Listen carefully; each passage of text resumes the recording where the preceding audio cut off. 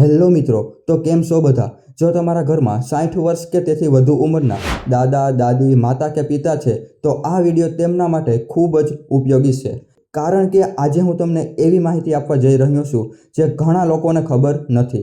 ઘણા લોકો અરજી કરે છે પરંતુ અરજી મંજૂર થતી નથી. કેટલાક લોકોને એવું લાગે છે કે એપીએલ રેશન કાર્ડ હોય તો પેન્શન નહીં મળે, જ્યારે કેટલાક લોકોને લાગે છે કે 60 વર્ષ પૂરા થાય એટલે આપોઆપ પેન્શન મળી જશે. આ બધી ગેરસમજો આજે આ વિડીયોમાં દૂર થઈ જશે. આ વિડીયોમાં આપણે જાણીશું 1000 રૂપિયા અને 1250 રૂપિયા કોને મળશે, એપીએલ રેશન કાર્ડ હોય તો અરજી કરી શકાય કે નહીં, બીપીએલની સાચી શરત શું છે, કયા ડોક્યુમેન્ટની જરૂર રહેશે, ઓનલાઈન અરજી કેવી રીતે કરવી, અરજી કર્યા પછી પ્રિન્ટ ક્યાં જમા કરવાની અને સૌથી મહત્વનું પેન્શન ક્યારથી મળવાનું શરૂ થાય છે. એટલે આ વિડીયોને છેલ્લે સુધી જરૂર જોતા રહેજો. તો મિત્રો, સૌપ્રથમ આપણે યોજના વિશે વાત કરીએ તો ઇન્દિરા ગાંધી રાષ્ટ્રીય વૃદ્ધ પેન્શન યોજના એટલે કે કેન્દ્ર સરકારની સામાજિક સુરક્ષા યોજના, જેનો હેતુ આર્થિક રીતે નબળા વડીલોને દર મહિને આર્થિક સહાય આપવાનો છે. આ યોજના હેઠળ 60 થી 79 વર્ષની ઉંમરના પાત્ર લાભાર્થીઓને દર મહિને તેમના બેંક ખાતામાં 1000 રૂપિયા સુધીનું પેન્શન મળે છે અને 80 વર્ષ કે તેથી વધુ ઉંમરના પાત્ર લાભાર્થીને દર મહિને તેમના બેંક ખાતામાં 1250 રૂપિયા સુધીનું પેન્શન મળે છે. આ રકમ સીધી લાભાર્થીના બેંક ખાતામાં ડીબીટી દ્વારા જમા કરવામાં આવે છે. પરંતુ માત્ર ઉંમર પૂરતી નથી. સૌથી મહત્વની શરત હવે આગળ સમજીએ. સૌથી પહેલાં અરજદારની ઉંમર ઓછામાં ઓછી 60 વર્ષ હોવી જોઈએ. બીજું, અરજદાર ગુજરાતના કાયમી રહેવાસી હોવા જોઈએ અને સૌથી મહત્વની વાત, અરજદારનું નામ કેન્દ્ર સરકારની બીપીએલ યાદીમાં હોવું ફરજિયાત છે. હવે ઘણા લોકોનો પ્રશ્ન હોય છે, એપીએલ રેશન કાર્ડ હોય તો પેન્શન મળશે કે નહીં? જવાબ છે હા. જો તમારી પાસે એપીએલ રેશન કાર્ડ હોય, બીપીએલ રેશન કાર્ડ હોય તો પણ તમને આ યોજનાનો લાભ મળશે. પરંતુ જો અરજદારનું નામ કેન્દ્ર સરકારની બીપીએલ યાદીમાં નથી તો સામાન્ય રીતે આ યોજનાનો લાભ મળતો નથી.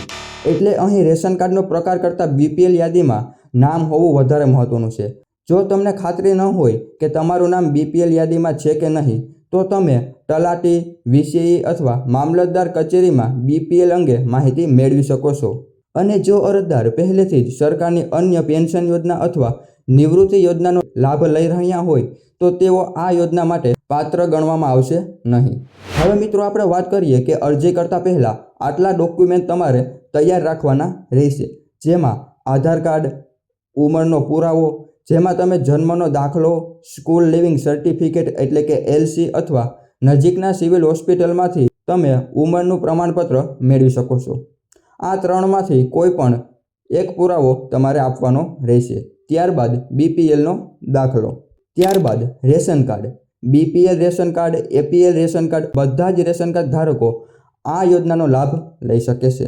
રેશન કાર્ડ કોઈ પણ હોય, પરંતુ તમારી પાસે બીપીએલનો દાખલો હોવો ફરજિયાત છે. ત્યારબાદ બેંક પાસબુક. મિત્રો, તમારું ખાતું રાષ્ટ્રીયકૃત બેંકમાં હોવું ફરજિયાત છે. જો પ્રાઇવેટ બેંકની પાસબુક આપશો તો તમારી અરજી રિજેક્ટ પણ થઈ શકે છે. ત્યારબાદ તમારું બેંક ખાતું આધાર કાર્ડ સાથે લિંક હોવું ફરજિયાત છે, કારણ કે સરકાર જે પેન્શન જમા કરે છે તે ડીબીટી દ્વારા જમા કરે છે. અને ત્યારબાદ 2 પાસપોર્ટ સાઇઝના ફોટો. જો ડોક્યુમેન્ટ અધૂરા હશે તો અરજી પેન્ડિંગ રહી શકે છે અથવા નામંજૂર થઈ શકે છે. હવે મિત્રો, આપણે વાત કરીએ કે અરજી કેવી રીતના કરવાની રહેશે. તો મિત્રો, અરજી કરવાની 2 રીત છે. જો તમે ગામડામાં રહો છો તો તમારા ગામના વીસીઈનો સંપર્ક કરો. તેઓ તમારા ડોક્યુમેન્ટ ચકાસીને ડિજિટલ ગુજરાત પોર્ટલ પર ઓનલાઈન અરજી કરી દેશે. અને જો તમે શહેરમાં રહો છો તો તમે નજીકના જનસેવા કેન્દ્ર અથવા મામલતદાર કચેરીમાં જઈને અરજી કરી શકો છો. ત્યારબાદ અહીં એક ખૂબ જ મહત્વની વાત ધ્યાનમાં રાખજો.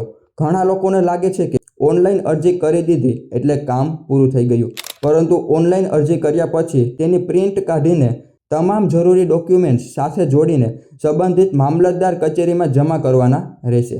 તેથી અરજી કર્યા પછી પ્રિન્ટ અને ડોક્યુમેન્ટ્સ જમા કરવાનું ભૂલતા નહીં. ત્યારબાદ સંબંધિત કચેરી દ્વારા તમારા તમામ ડોક્યુમેન્ટની ચકાસણી કરવામાં આવશે. જો તમામ માહિતી સાચી હશે તો અરજી મંજૂર કરવામાં આવશે. હવે સૌથી સામાન્ય પ્રશ્ન, અરજી મંજૂર થયા પછી પેન્શન ક્યારે મળશે? જ્યારે તમારી અરજીની ચકાસણી પૂર્ણ થઈને મંજૂરી મળી જાય ત્યારબાદ તમારું નામ લાભાર્થી યાદીમાં સામેલ કરવામાં આવશે. તે પછી સરકાર દ્વારા આગામી પેન્શન ચૂકવણીના ચક્ર મુજબ ડીબીટી દ્વારા રકમ સીધી તમારા બેંક ખાતામાં જમા કરવામાં આવે છે. ચોક્કસ કેટલા દિવસોમાં પેન્શન મળશે તે અરજીની ચકાસણી, મંજૂરી અને સરકારી ચૂકવણીના સમયપત્રક પર આધાર રાખે છે. તો મિત્રો, હવે તમને ઇન્દિરા ગાંધી રાષ્ટ્રીય વૃદ્ધ પેન્શન યોજના વિશે સંપૂર્ણ માહિતી મળી ગઈ હશે. જો તમારા ઘરમાં અથવા ઓળખમાં કોઈ પણ પાત્ર વડીલ હોય તો આ વિડીયો તેમને જરૂર મોકલજો. કદાચ તમારા એક શેરથી કોઈ જરૂરિયાતમંદ વ્યક્તિને દર મહિને મળતી સરકારી સહાયનો લાભ મળી શકે છે.